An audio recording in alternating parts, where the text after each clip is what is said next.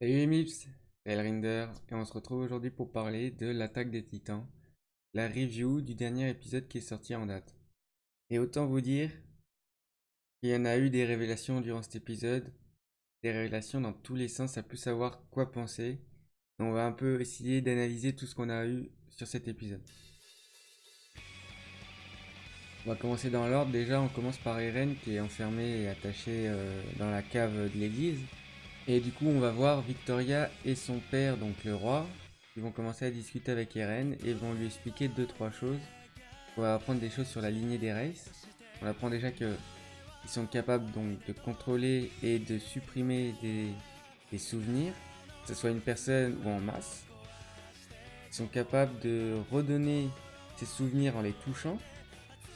C'est-à-dire qu'à un moment, ils vont toucher le dos d'Eren en même temps, et du coup, Eren va se souvenir de passages super important pour lui. On va apprendre enfin des choses sur le père d'Eren. Du coup, on va voir que le père d'Eren, il y a 5 ans, est venu dans la cave de cette église et, et il s'est transformé, les gars. Il s'est transformé. Le père de Eren, c'était un titan. C'était un titan.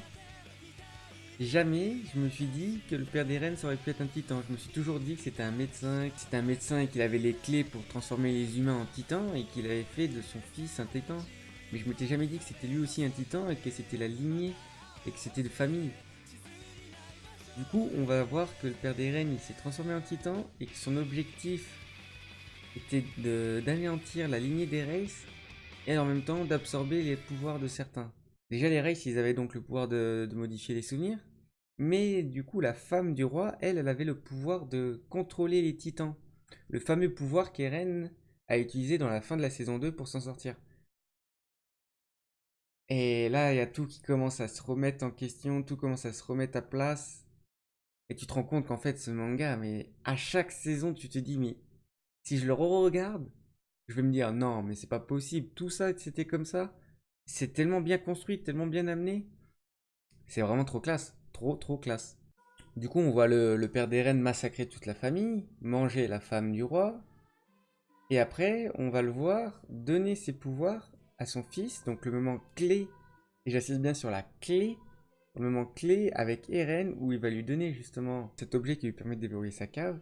Et en même temps, il va lui injecter un produit dans une seringue qui va lui permettre, je pense, de faire apparaître sa transformation directement sans que Eren ait le choix. Et du coup, Eren va manger son père.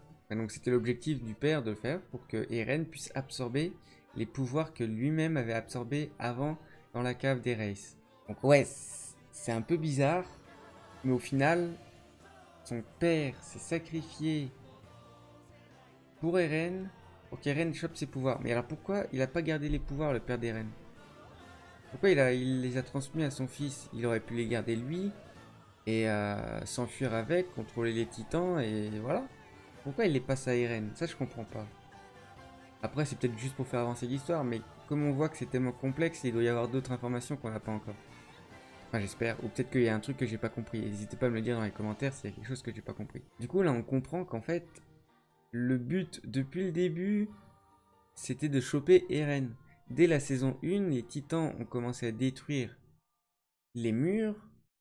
Donc Reiner et j'ai oublié son nom, ont détruit les murs. Tout ça, c'était pour choper Eren avec Annie. Oui, Annie, c'est ça. Dans la saison 1, tout ça, leur objectif, c'était Eren. Eren et son pouvoir. Alors, est-ce qu'il il me semble qu'ils avaient aussi pour objectif de choper Historia. Ah, Eren, c'était le principal, mais Historia, ça aurait été bien aussi. Et donc ça, c'est le village d'où viennent les titans qui leur ont donné comme objectif de le faire.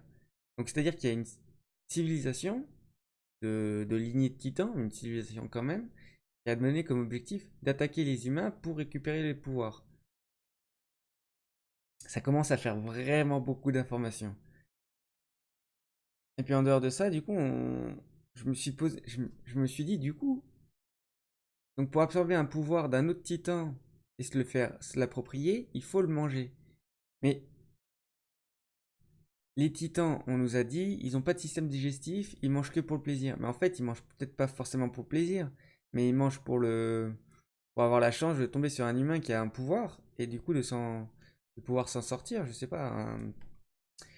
Parce que la plupart des titans, on les voit comme des titans basiques qui peuvent pas se transformer. Mais s'ils mangent un humain qui a un pouvoir de lignée ou quelque chose dans ce genre-là, est-ce qu'ils peuvent se retransformer en humain? Est-ce que de base c'était des humains ou ça a toujours été des titans? Il doit y avoir quelque chose comme ça.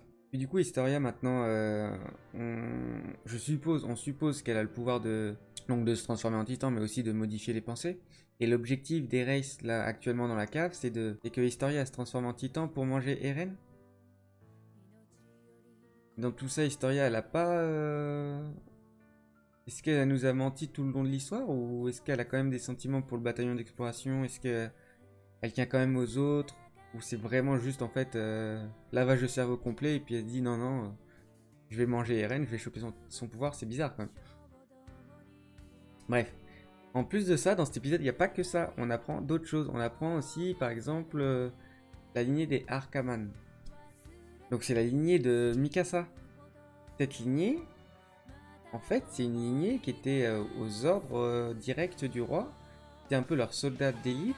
Ils nous expliquent dans cet épisode qu'ils ont à des moments clés, comme lors de transformation de titan, sauf que c'est pas physique, mais leur force est décuplée au-delà de leurs limites et ils deviennent super forts. C'est comme Mikasa, quand Eren il l'a sauvé dans la maison quand ils étaient petits, les deux kidnappeurs.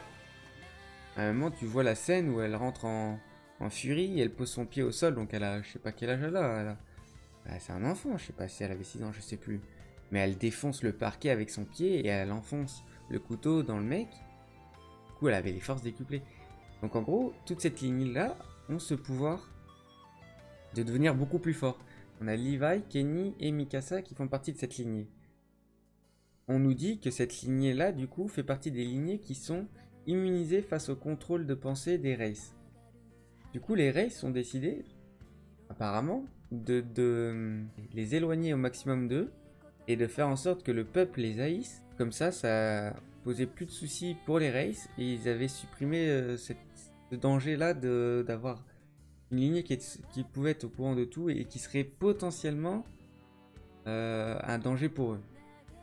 Après, quand Kenny, du coup, on voit un peu son flashback, on apprend ces informations-là, on voit aussi qu'il n'est pas forcément là pour la royauté, ça l'intéresse pas tant que ça. Il est plus au contraire là pour la détruire. Alors, il est au service du roi, mais on voit dans sa façon d'agir, sa façon de faire des gestuels avec sa tête, sa faciale. On voit qu'il est pas fier. C'est pas son objectif. Donc est-ce qu'il va trahir le roi? Est-ce qu'il va se retourner contre lui? Je sais pas, on sait pas. Par contre, on sait une chose, c'est que dans le prochain épisode, ça va se battre méchamment. Et que on va avoir du Kenny Levi, du Mikasa. Enfin, ça va être extrême. Bon, un petit dernier truc avant de se laisser.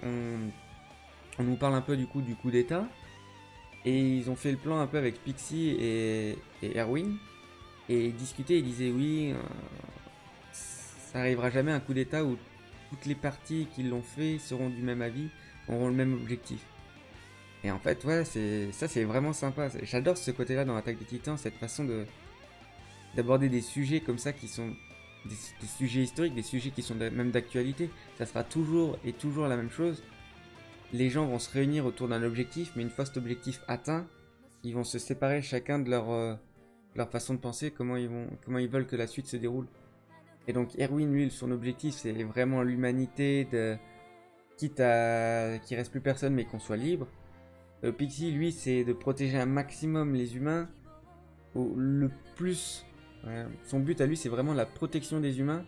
Il fait les choix en fonction de si c'est possible que les humains survivent un maximum. Et le dernier, j'ai oublié son nom. Lui, c'est carrément le psychopathe qui, depuis le début, avait qu'un objectif, c'était de renverser le pouvoir et de les torturer. Et quand tu vois la machine qu'il a préparée, tu te dis, bon, ok, d'accord, c'est un petit peu chelou. Donc ouais, c'est ça que j'adore dans l'Attaque des Titans, c'est cette façon d'aborder des sujets vraiment... Des sujets qui sont vrais, qui pourraient arriver n'importe quand et qui sont déjà arrivés plusieurs fois.